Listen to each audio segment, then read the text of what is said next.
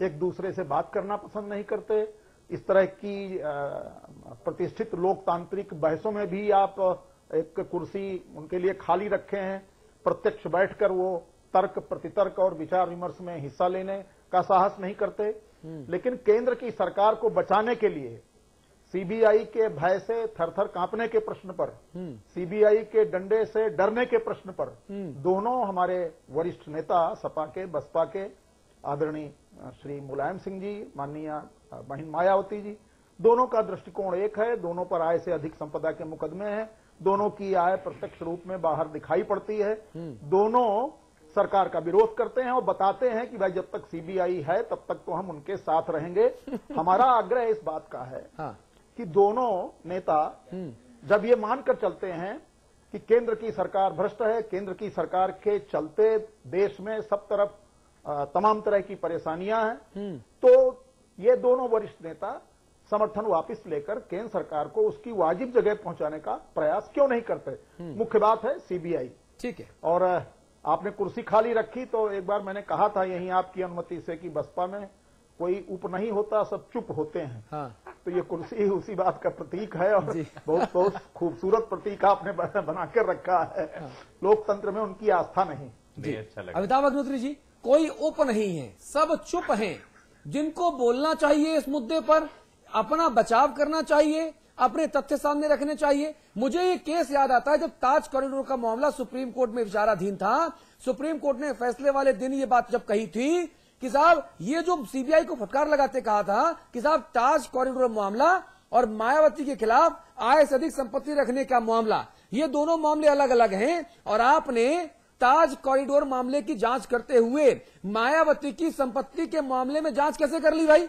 अलग रखिए इसको।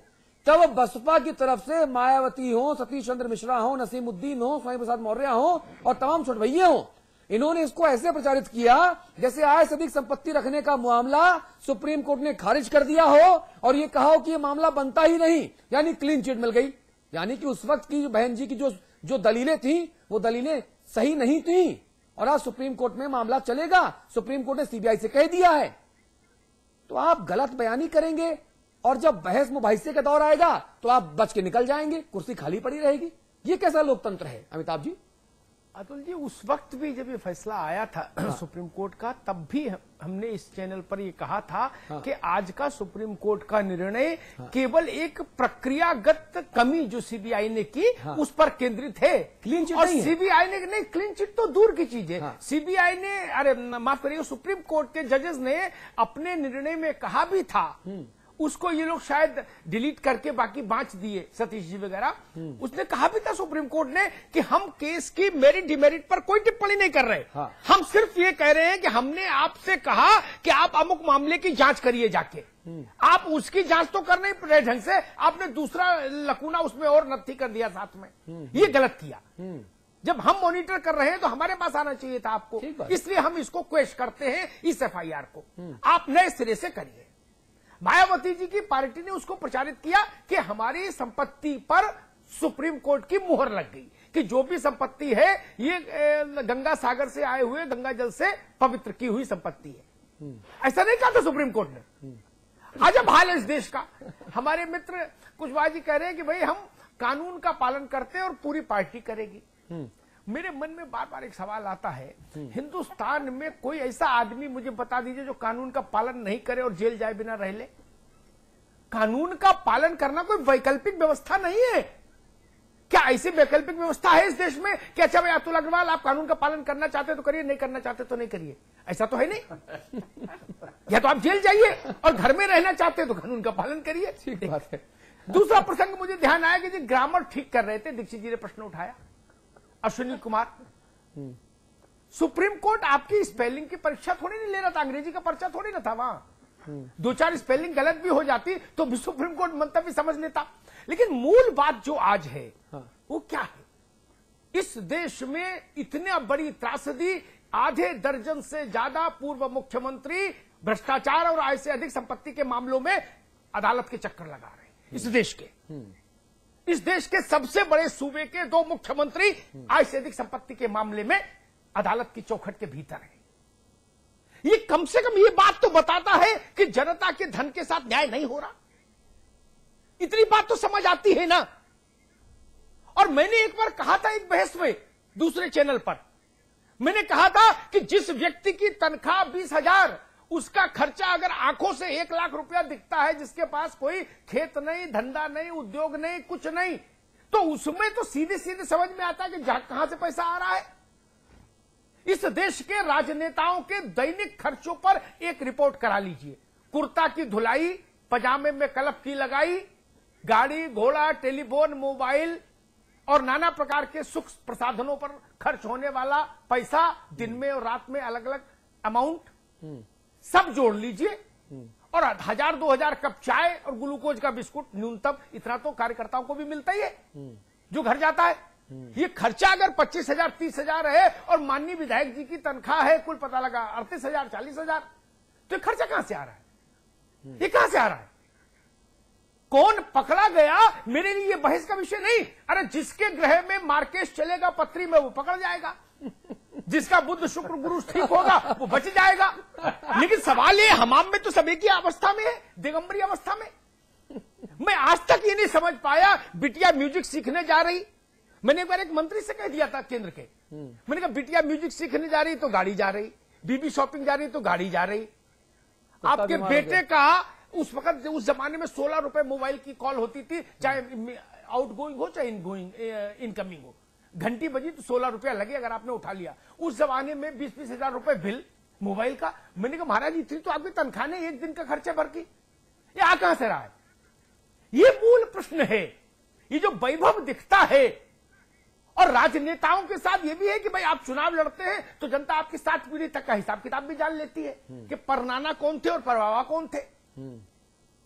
ये बात अगर आदित्य बिड़ला घराने के लोग राजनीति करने आए, जमशेदजी नौसेरवान टाटा के घराने के बच्चे राजनीति करने आए, तो आदमी नहीं भी पूछेगा, वो कहेगा भाई संपन्न लोग हैं। लेकिन जिसने अतरौली देखी, जिसने सैफई देखी, जिसने बादलपुर देखा, जिसने चंदौली देखा, वो कैसे मान लेगा? वो कैसे मान लेगा? मुझे बताओ। ठीक बात है। मैंने अतरौली देखी, मैंने सैफई देखी, मैंने चंदौली देखी, मैंने बादलपुर देखा, मैंने पूसा रोड पर जे कॉलोनी देखी इंद्रपुरी में। नाम नहीं लूंगा, सिर्फ जगहों के नाम बोल रहा हूं। मैंने देखा है। मैं कैसे कह दूं? तू कहता है आंखें देखी, मैं कहता हूं, तू कहता है कागज लेखी, मैं कहता हूं आंखें देखी। ये पैसा आया तो आया कहां से? ये तो इस देश की न्याय प्रक्रिया और संविधान की उदारता की बलिहारी है। नेताओं को रोज सुबह भारत के संविधान को धूप बत्ती दिखानी चाहिए।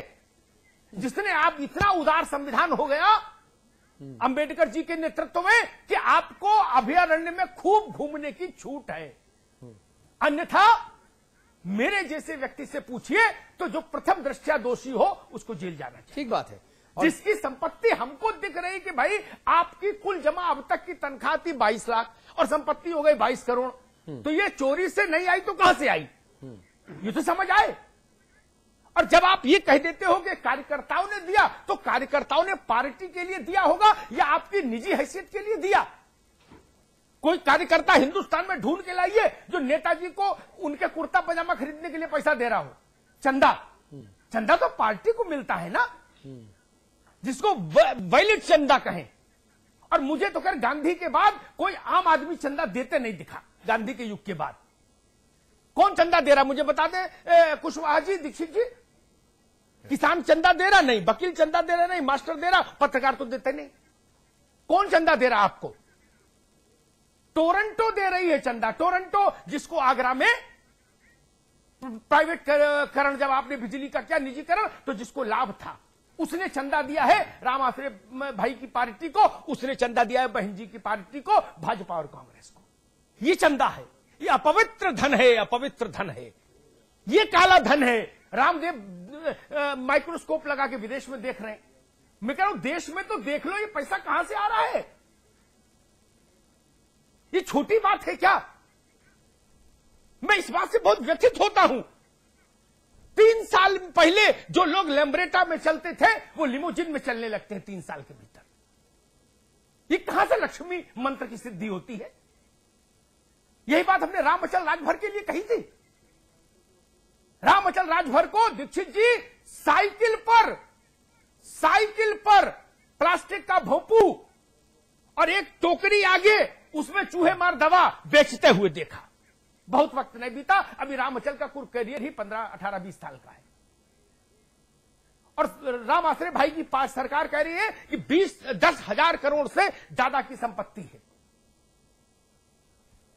आपने तो वॉरेन बफेट को फेल कर दिया, जो दुनिया का सबसे बड़ा इन्वेस्टमेंट गुरु माना जाता है।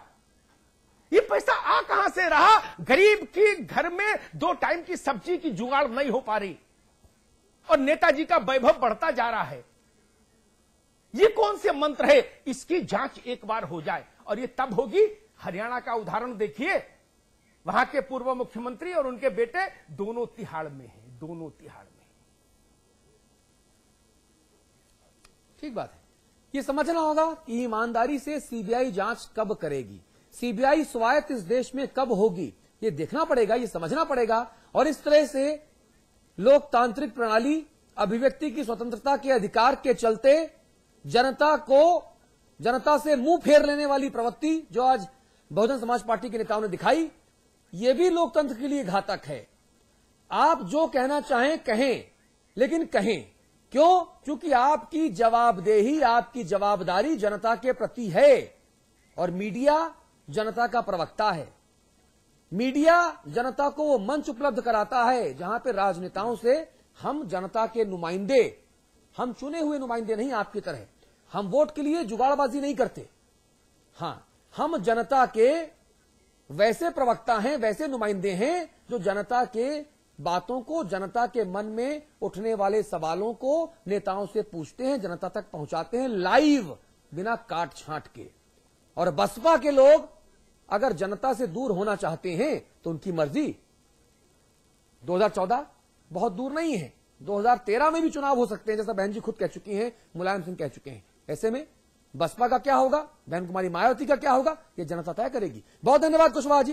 दीक्षित जी बहुत शुक्रिया आपका स्टूडियो आने के लिए। अमिताभ जी आप बने रहेंगे, एक ब्रेक ले रहे हैं, ब्रेक के उस पार बात उत्तराखंड की होगी। और हाँ, ये कुर्सी ऐसे ही खाली रखूंगा मैं जब जब उस मुद्दे को उठाऊंगा जिसमें बसपा का होना जरूरी होगा, जिसमें बहन कुमारी मायावती जी के पार्टी के लोगों की रिएक्शन जरूरी होगी। हर उस बहस में ये कुर्सी जो इस तरफ आप देख रहे हैं वो खाली रखूंगा मैं। पर करेंगे तो हो सकता है ना, ये कुर्सी खाली है। देखिए एक बात, अब आ गई बात। देखिए माननीय दीक्षित जी हमारे बड़े भाई हैं, सपा तो हाउस में भी चैलेंज करती है केंद्र सरकार को हमेशा। नहीं, इसीलिए मैंने कहा बसपा के लोग कहते हैं कि साहब हमको बोलने नहीं देते मनुवादी। हमने कुर्सी खाली रखी है, जनता देख ले कि भैया आपको इस कुर्सी पर बैठने के लिए समाचार प्लस में अतुल अग्रवाल जी ने व्यवस्था की है। ये विशेष कुर्सी है, हम लोग जिस कुर्सी में बैठते हैं वो थोड़ी हार्ड होती है। इस कुर्सी का जो फॉर्म है ना, ये मुलायम वाला है, इसमें बैठने में अच्छा लगेगा। अगर इसमें बैठते हैं बसपा के लोग तो उनका स्वागत है, और ये कुर्सी तब तक खाली रखूंगा मैं। बहुत बहुत शुक्रिया आप सभी का। एक ब्रेक ले रहे हैं, उसके बाद उत्तराखंड की बात होगी।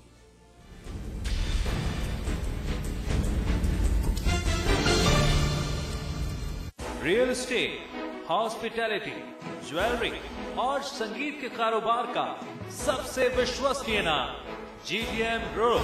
सभी बड़े शहरों में टाउनशिप, कमर्शियल स्पेस और ग्रुप हाउसिंग का निर्माण करने वाला जाना पहचाना नाम। जल्द ही पंजाब और झारखंड में करने जा रहा है अपना विस्तार।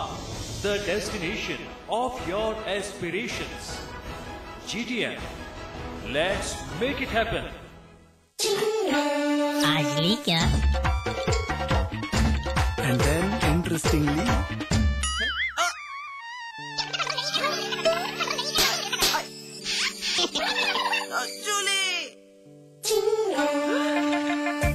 refreshing mini gum. आज ली क्या? भूमि ग्रुप पेश करते हैं Vrinda elegance, an integrated colony at Vrindavan. भगवान श्री कृष्ण की क्रीड़ा स्थली वृंदावन में बसने का सुनहरा मौका। एहसास कीजिए ब्रजवासी होने का।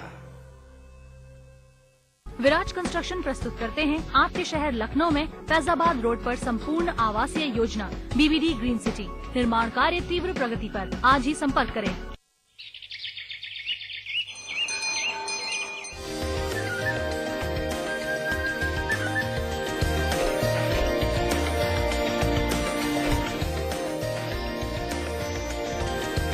पेंटागन मॉल हरिद्वार, उत्तराखंड का सबसे बड़ा मॉल और मल्टीप्लेक्स निर्माता सुपरटेक।